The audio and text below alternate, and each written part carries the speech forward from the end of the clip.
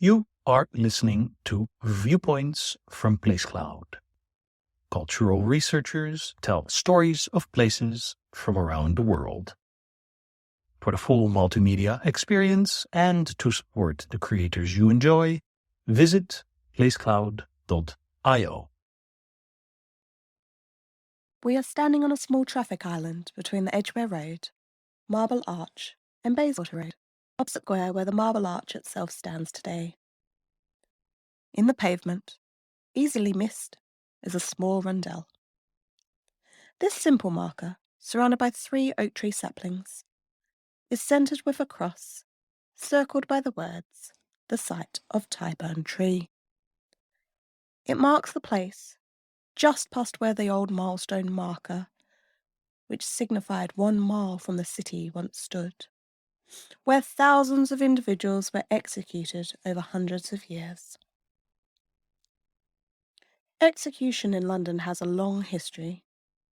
As early as the 5th century, hanging was introduced as an official method of execution, and it remained the most common and constant method. Only once was it abolished, and that was in the 11th century under William the Conqueror, who removed the death penalty for ordinary crimes. But this did not last long, and by the 12th century, hanging was again being used.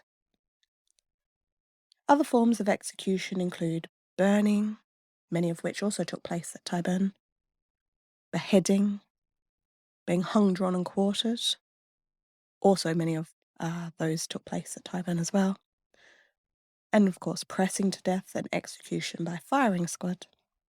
But hanging remained the most common and the most frequent. London's long history of execution predates this most famous hanging site of Tyburn. But it is this site, which was originally surrounded by fields in the middle of the Oxford Road, that became synonymous with execution, especially during the 17th and 18th centuries. The first recorded execution near here took place by the Tyburn stream, which is still marked out on the pavement at various points nearby, and now runs underground. This first execution was in 1196, and it was of William Fitz-Osbert, who was a populist leader who played a major role in the 1196 peasant revolt. The famous triple tree, which is now marked by the 3 small oak trees on the traffic island, was built in 1571. The Tyburn tree, or triple tree, was made up of a triangle of wooden beams supported by 3 legs, hence sometimes referred to as the 3-legged mare or 3-legged stool.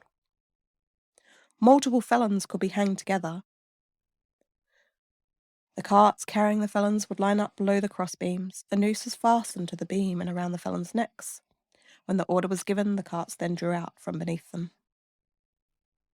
On the 23rd of June, 1649, 24 prisoners, 23 men and 1 woman, were hanged simultaneously, having been conveyed there in 8 carts.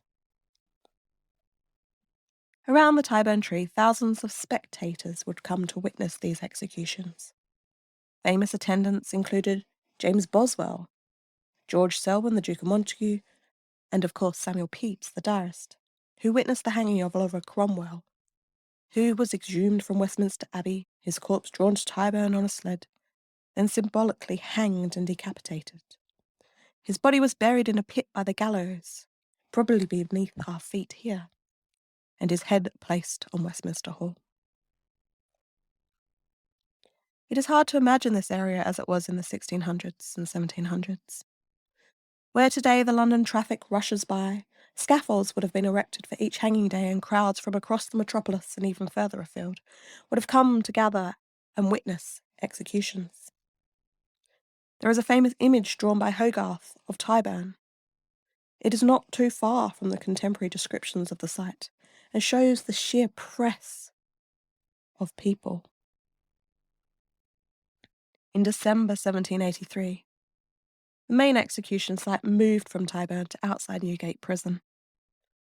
The procession to Tyburn was considered inconvenient, the behaviour of the crowds along the route too rowdy, and the journey encouraged escape attempts.